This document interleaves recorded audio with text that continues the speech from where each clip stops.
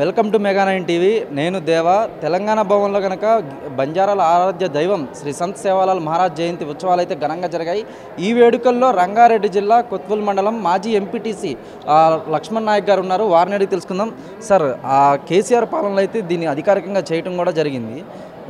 ఇప్పుడున్న కాంగ్రెస్ ప్రభుత్వం ఏ విధంగా పరిగణిస్తుంది? ఈరోజు వేడుకలు ఎలా జరిగాయి? ఇప్పుడు యాక్చువల్లీ ఇంతకుముందు కేసీఆర్ ఉన్నప్పుడైతే అధికారికంగా చేశారు. మరి ప్రతి ఒక్క నియోజకవర్గాల్లో కానీ మరి జిల్లాల్లో కానీ ప్రతి అందరూ సంతోషంగా జరుపుకున్నాం. ఇప్పుడు ఈ ప్రభుత్వం అధికారికంగా అయితే జరిపేటట్లేదు. అసలు గిరిజనులకు చిన్న చూపు చూస్తుంది. కానీ ఆనాడు కేసీఆర్ ఏదైతే ఫస్ట్ ముఖ్యమంత్రి అయిన తర్వాత గిరిజనులకు ప్రత్యేక తాండల్ గ్రామ పంచాయతీలు కానీ మరి సేవాలాల్ జయంతిని మరి అధికారంగా ప్రకటించడం కానీ అందరు మా గిరిజనులలో కొంచెం ఉల్లాసం అంటే ఉత్సాహంగా నింపినటువంటి సందర్భం అయితే ఉంది. కాబట్టి ఈ కేసీఆర్ ఎప్పుడైతే మాకు మొన్న ఎలక్షన్లో ఓడిపోవడం జరిగిందో అప్పటి నుంచి మా గిరిజనులు కూడా చాలా బాధపడుతూ ఉన్నారు. అసలు మాకే కేసీఆర్ దేవుడు లాంటి కేసీఆర్ సేవాలాల్ జయంతి చేయడం జరిగింది, తాండాలను ప్రత్యేక గ్రామ పంచాయతీ చేయడం జరిగింది, రైతు బంధు వేయడం జరిగింది, రైతు బీమా ఇవ్వడం జరిగింది, కళ్యాణ లక్ష్మి కానీ మరి ఇటువంటి అడగనటువంటి పథకాలు మాకు కేసీఆర్ చేయడం జరిగింది. కాబట్టి కేసీఆర్ ఎప్పుడైతే మాకు ఓటమి పాలయ్యారో అప్పటి నుంచి మా ప్రజల్లో కానీ అంటే మా ఎస్టీలే కాకుండా ప్రతి ఒక్క ప్రజల్లో కూడా చాలా వ్యతిరేకత వచ్చింది. ఆయన చెప్పినటువంటి హామీలు అయితే ఉన్నాయో ఏది ఒక్కటి కూడా ఆయన నిరూపించుకోలేకపోయాడు. ఒక బస్సు తప్ప 6 గ్యారెంటీలు అనేది మొత్తం శూన్యమే. ఎక్కడైతే ఆయన ఏదైతే చెప్పిండో అవి ఏది నిలబెట్టుకోలేదు. కాబట్టి ఇప్పుడైతే రేవంత్ రెడ్డి ప్రభుత్వం మీద గిరిజనులు కానీ ప్రతి ఒక్క ప్రజలు మాత్రం వ్యతిరేకమైతే ఉన్నారన్న. అంటే ఇప్పుడు తెలంగాణలో కాంగ్రెస్ ప్రభుత్వం అధికారంలోకి వచ్చినప్పటి నుంచి కూడా బంజారాలకు అలాగే గిరిజనులకు అన్యాయం జరుగుతుందని, వాళ్ళ భూములు లాక్కున్నారని ఇలాంటి ఆరోపణలు అయితే ఉన్నాయి. దీని మీద మీ స్పందన ఏంటి? వాస్తవంగా మీరు అన్నట్టు వాస్తవంగా లగచర్ల విషయం చూసి కానీ ఎక్కడైనా కానీ ఎవరైతే రేవంత్ రెడ్డి ఎప్పుడైతే ముఖ్యమంత్రి అయ్యాడో అప్పటి నుంచి గిరిజనుల భూముల మీద కనిపెట్టేసిండు. విన్న భూములు లాక్కోవడం ఇలా ఏదో చేయాలి. అసలు ఆయన ఉద్దేశం ఏంటంటే గిరిజనులు భూమి తీసుకొని ఏదో కంపెనీలు పెట్టడం, వాళ్ళ అమ్మ వాళ్ళ బావ కానీ వాళ్ళ అన్న కానీ అలాంటి ఎవరైనా తీసుకొచ్చి కంపెనీలు పెట్టడం వాళ్ళే అంటే వాళ్ళ కుటుంబ పాలన నడుస్తుంది. ప్రత్యేకంగా మీరు అన్నట్టు ఈ తెలంగాణ రాష్ట్రంలో గిరిజనులు బాగా కన్నేశారు. వీళ్ళ భూములు ఎక్కడైతే ఉంటే వీళ్ళు ఏం అన్నారు, కుంచుకుంటే ఏమన్నారు, ఏం చేయరు, ఇక గిరిజనులే కదా తక్కువ చూపు చూసి మా గిరిజనుల మీద మొన్ననే లగచర్లో పెద్ద ఇష్యూ అయింది. దానికి మా గిరిజనులు అందరూ మా రాష్ట్ర వ్యాప్తంగా దానికి ఉద్రిక్తం చేస్తే మళ్ళా విరమించుకోవడం జరిగింది. అంటే ఇప్పుడు తెలంగాణలో బీఆర్ఎస్ పాలన అధికారంలో ఉన్నప్పటికీ గిరిజన సంక్షేమ శాఖ మంత్రి కింద పనిచేసిన సత్యవతి రాథోడ్ గారు కూడా మీ గిరిజనులను కొంతమందిని అంటే బంజారాలను అయితేనేమి గిరిజనులు అయితేనేమి కొంతమందిని ఎంపిక చేసి దాదాపు 100 మందిని ఎంపిక చేసి విదేశీ చదువులకు పంపించి వాళ్ళకి స్కాలర్షిప్లు కూడా కేటాయించడం అప్పట్లో జరిగింది. కానీ ఇప్పుడైతే జరగట్లేదు, వాళ్ళకి స్కాలర్షిప్లు కూడా ఆగిపోయాయి అంటున్నారు. వాటి మీద మీ స్పందన ఏంటి? వాస్తవమే అది. సత్యవతి రాథోడ్ గారు అన్నట్టు వాస్తవమే అది. ఇంతకుముందు ఉన్నప్పుడు స్కాలర్షిప్స్లు కానీ మరి కాలేజీలో ఏ ప్రతి ఒక్క అంటే ఎడ్యుకేషన్ విషయంలో కానీ అప్పుడు కేసీఆర్ ప్రభుత్వంలో మంచిగా జరిగింది. ఇప్పుడు ఇదైతే ఈ ప్రభుత్వం ఎప్పుడైతే నుంచి వచ్చిందో అంత పంగనామాలు పెట్టడం తప్ప వేరేది ఏం లేదు. అంటే వాస్తవమే అదే. ఇప్పుడు మన సత్యవతి రాథోడ్ చెప్పిన మాటలు గిరిజనుల మీద ఇలాంటి ప్రేమ లేకుండా అయిపోయింది ఇప్పుడు రేవంత్ రెడ్డికి అయితే. రైట్. అలాగే అంటే బీఆర్ఎస్ అధినేత కేసీఆర్ గారు అయితే త్వరలోనే ఉప ఎన్నికలు వస్తాయి తెలంగాణలో, ఆ కార్యకర్తలు అయితేనేమి అలాగే పార్టీ శ్రేణులు అయితేనేమి సంసిద్ధం కావాలని అయితే పిలుపునిచ్చారు. దానికి మీరేమంటారు? వాస్తవంగా కేసీఆర్ చెప్పినటువంటి ఇప్పుడు ఎన్నికలు పెడితే ఉప ఎన్నికలే కాకుండా రాష్ట్ర వ్యాప్తంగా ఎన్నికలు పెడితే కూడా 110 సీట్లు 100 సీట్లు గెలిచే యోచనలు ఇప్పుడు బీఆర్ఎస్ పార్టీ 100%. అది వాస్తవమే. ప్రజల్లో వ్యతిరేకత బాగా వచ్చింది.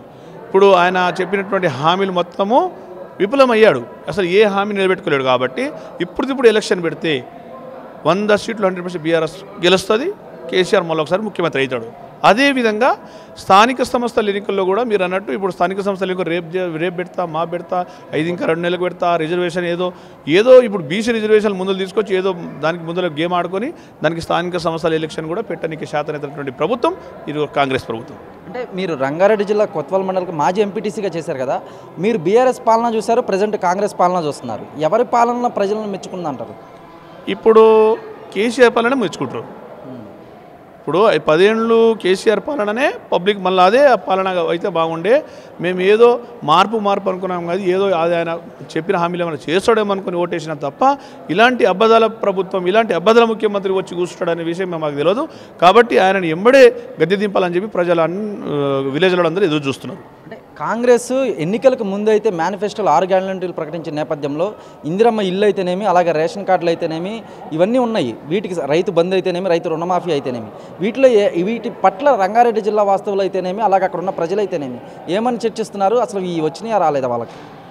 ఏమని చేస్తున్నారంటే వాస్తవంగా ఆయన రేషన్ కార్డు అన్నాడు. రేషన్ కార్డు రేపు మాపు అని చెప్పి ఇప్పటి వరకు రేషన్ కార్డు అప్లై చేసుకోవడం ప్రజాపాలన అని చెప్పి దరఖాస్తు తీసుకున్నాడు. దరఖాస్తు వరకే ఆగిపోయింది అది. కానీ ఎవరికి రేషన్ కార్డు వచ్చింది లేదు, ఎవరికి అసలు ఇప్పటి వరకు ఏది పథకాలు వచ్చింది లేదు. కాబట్టి ప్రజలు ఏం కోరుకుంటున్నారంటే పోయిన పాలన కేసీఆర్ పాలన బాగుండే, కాంగ్రెస్ పార్టీలో ఉన్నోళ్ళు కార్యకర్తలు కూడా మేము ఓటేసి వృధా అయింది. వాస్తవంగా మళ్ళీ మేమైతే రేవంత్ రెడ్డికి ఓటేయము, మళ్ళీ కేసీఆర్నే మేము ముఖ్యమంత్రి చేసుకుంటాం, మా పథకాలు మేము తెచ్చుకుంటాం, మా దేవుడు మా తండ్రి లాంటి వాడు. ఇప్పుడు పింఛన్ వచ్చిన వాళ్ళు అయితే 2000కి 4000కి ఇస్తారు, 4000కి ఇప్పుడు దాకా ఇవ్వలేదు. కాబట్టి వారికి మేము నమ్మి ఓటేసినందుకు మాకు తప్పైంది. వాస్తవంగా మేము మళ్ళీ కేసీఆర్కి ముఖ్యమంత్రి చేసుకోవాలని ఎదురు చూస్తున్నారన్నా. అంటే గాంధీ భవన్లో అయితే కులగన్న సర్వేలో సీఎం రేవంత్ రెడ్డి అయితే కొన్ని కీలక వ్యాఖ్యలు చేశారు.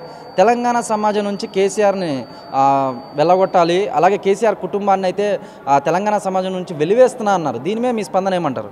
కేసీఆర్ కుటుంబాన్ని వెలివేస్తా అనే మాట అది డూబ్ మాట. ఆయనకు ఆ శాత కాదు, కేసీఆర్ను కదిలించలేడు. కేసీఆర్ అనేది మామూలు వృక్షం, అది పెద్ద వృక్షం. అది ఆ వృక్షాన్ని ఆయన ఏం కదిలించలేడు. ఆయనకి పరిపాలన శాతగాక ఈరోజు ఏదో చెప్పిన మాటలని మభ్యపెడుతూ ఉన్నాడు. కానీ ఆయన చేసిన పనులు మొత్తం ప్రజల్లో వ్యతిరేకం వచ్చింది. ఇప్పుడు ఆయనకు భయం అవుతుంది. ఏది పెట్టినా నేను ఓడిపోవడం ఖాయం, నేను గద్దె దిగడం ఖాయం.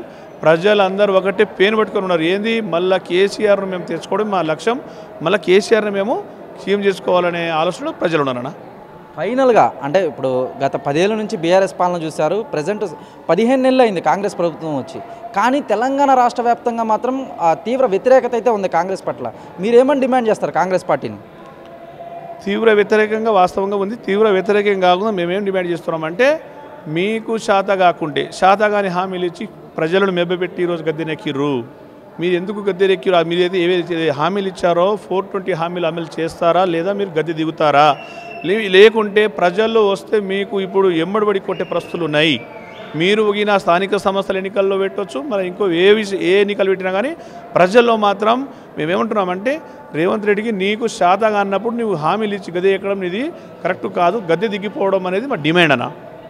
చూశారు కదా, అంటే తెలంగాణ వ్యాప్తంగా మాత్రం కాంగ్రెస్ ప్రభుత్వం పట్ల తీవ్ర వ్యతిరేకత ఉందనే చెప్పాలి. రంగారెడ్డి జిల్లా కొత్వాల మండలం మాజీ ఎంపీటీసీ లక్ష్మణ్ నాయక్ గారు మాత్రం తీవ్రంగా వ్యతిరేకత అయితే ఉంది. ఎప్పటికీ అంటే అసెంబ్లీ ఎన్నికలైతేనేమి, అలాగే స్థానిక సంస్థల ఎన్నికలైతేనేమి ఎప్పుడు వచ్చినా అంటే రేపు పెట్టినా కూడా కంపల్సరీ బీఆర్ఎస్ పార్టీ అయితే అధికారంలోకి వచ్చి తీరుతుందని ఘంటాపదంగా అయితే చెప్పుకొచ్చారు.